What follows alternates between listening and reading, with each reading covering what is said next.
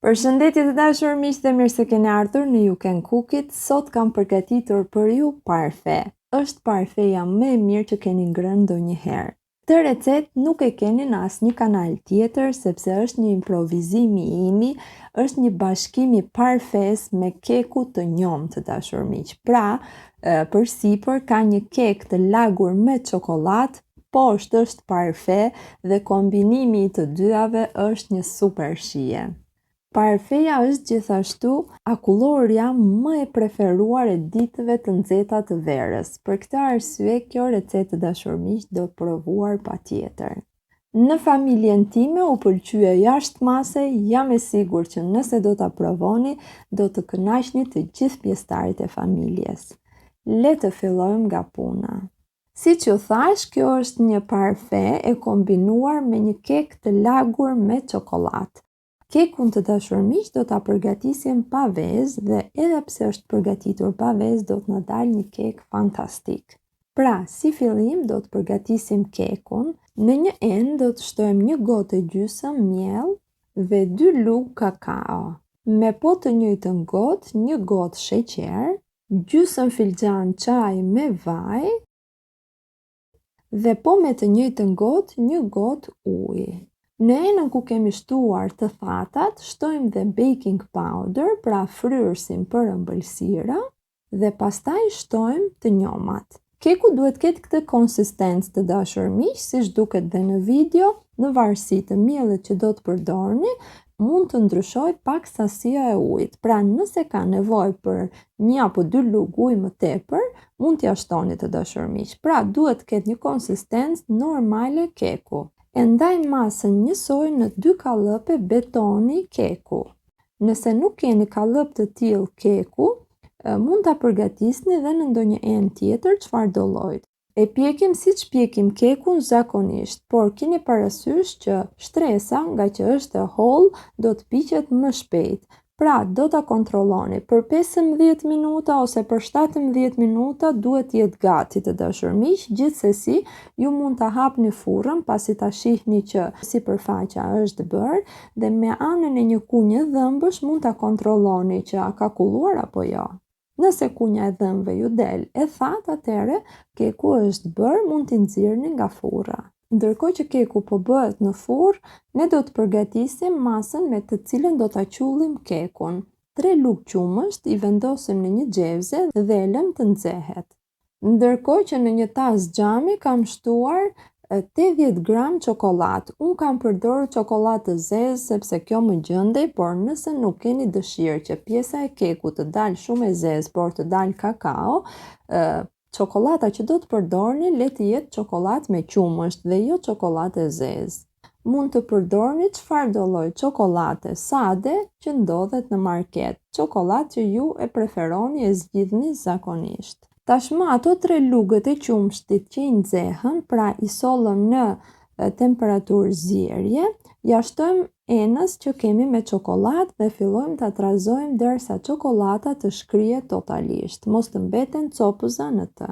Siç ju thash, nëse nuk doni që keku të dalë shumë i errët, do të përdorni çokollatë me qumësht dhe jo çokollatë të zezë. Çfarëdo lloj çokolate që gjendet në market. 80 gram çokollatë është më se e mjaftueshme të dashur miq. Tani do të përgatisim parfen. Para se të nisim përgatitjen e parfes, 1 gotë me sheqer do ta vendosim në një enë me gjysmë gote ujë ose dhe më pak. Për parfen do të përdorim 3 kokra vezë mesatare, do të ndajmë si fillim të bardhat nga e verdha dhe do të fillojmë të shkumojmë të bardhat. Mundohuni që t'i ndani mirë pa ju rënë asnjë pikë e verdhë në të bardha, sepse duhet që t'i shkumojmë siç duhet. Të bardhave u shtojmë 1 puqer krip dhe fillojmë t'i rrahim derisa mos të bien nga tasi. Si që shikoni, të bardhat nuk na bien më nga tasi dhe në këtë pikë edhe shurupi që kemi përgatitur më njanë është gati. Shurupi të dashur miq duhet që në sipërfaqe të shurupit të krijohen bulza të mëdha që plasin avash avash. Në këtë pikë ai është goxha i nxehtë të dashur miq dhe kur t'ia shtojmë të bardhat e vezëve në këtë mënyrë do t'i pasteurizojmë. Këtë proces e bëjmë për mos të marrë mikrobe si salmonella. Pra nuk është mirë që vezët e ditëve të sotme t'i përdorim pa i pastorizuar. Është një proces i thjesht, mos e anashkaloni.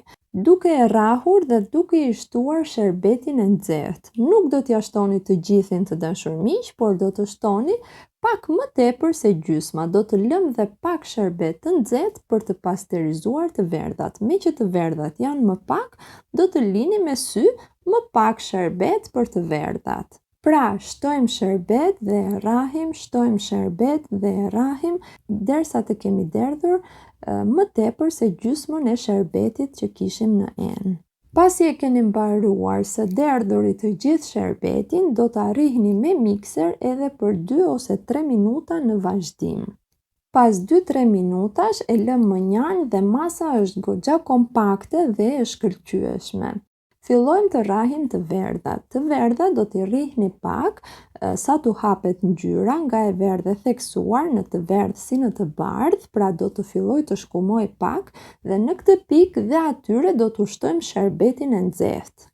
Pra, duke i rrahur dhe duke i shtuar sherbetin e nxehtë, duke i rrahur dhe duke i shtuar sherbetin e nxehtë, në këtë mënyrë dhe të verdhat janë pasterizuar. Pra të dyja masat të dashur miq në këtë pikë janë të ngrënshme, janë të konsumueshme pa pikë problemi. Në këtë mënyrë nuk do të konsumojmë vezë të pagatuar. Këto dy masa i lëm më njan dhe tani do të rrahim 400 ml pana për embelsira. Do të arrihni aq derisa masa të shkumoj dhe të ruaj formën. Pana që të fryhet mirë dhe të ruaj formën duhet të jetë super e ftohtë. Pra, sa më e ftohtë, aq më mirë ruan formën. Pasi ka ardhur në këtë pikë, ku në sipërfaqen e panës shikoni që dallgëzimet e ruajnë formën, pra ruajnë shenjën e dallgave, atëherë pana është rrahur mjaftueshëm. Këtu mund t'i përzijmë të 3 produktet bashkë. Si fillim, përzijmë të bardhën me të verdhën, e trazojmë nga lart poshtë duke mos e shuar shkumën e të bardhave dhe pastaj këtë mas ja kalojmë panës. Edhe me panën do të veprojmë njësoj, pra duke bërë lëvizje me spatull nga lart poshtë, duke mos ja prishur vëllimin shkumën që është formuar. Të dy kallëpet e kekut janë ftohur plotësisht, pra nuk i kemi as të ngrohtë, janë të ftohtë të dashur miq. Në këtë pikë do të shtojmë masën e parfes. E shpërndajmë një trajtësisht në të dy kallëpet, pra i mbushim deri në sipërfaqe. Po keni dëshirë mund të shtoni lajthi apo bajame, fruta të thata sipas dëshirës. Ose mund ta lini dhe sade të dashur miq, nuk ka hiç problem. Madje këtë parfe mund ta përgatisni dhe pa kek. Unë ua kam treguar me kek sepse doja që të eksperimentoja një recetë ndryshe nga të tjerët dhe doli fantastike. Ju sugjeroj shumë që ta provoni në këtë mënyrë, por dhe nëse nuk doni t'i futeni këtij zahmeti, mund ta përgatisni thjesht si parfe sade, pra thjesht të bardhë. Tasat i vendosim në ngrirje dhe pas një 10 minutash mund t'i vini në sipërfaqe një qese guzhine. I lëm për gjatë gjithë natës dhe ditën e nesërme do të përftoni një parfe super të shijshme. Minimalisht 4-5 orë në frigorifer i do të dashur miq, sepse është goxha e trash, por nëse do ta përgatisni në mëngjes, ndoshta në darkë mund ta konsumoni.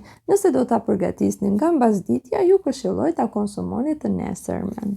Ky është dhe rezultati të dashur miq, del fantastike, ka një shije super të lirë, super lisho, ka një krem super të butë, që ngulet luga shumë kollaj, nuk është hiç e fortë të dashur miq, ka një shije neutrale, nuk është shumë e ëmbël. Keku pastaj jep atë shijen fantastike sepse është një kombinim super kek me akullore. Ju sugjeroj shumë ta provoni, nëse po, më shkruani në komentet më poshtë se si ju doli dhe a ua pëlqyen pjesëtarët e familjes.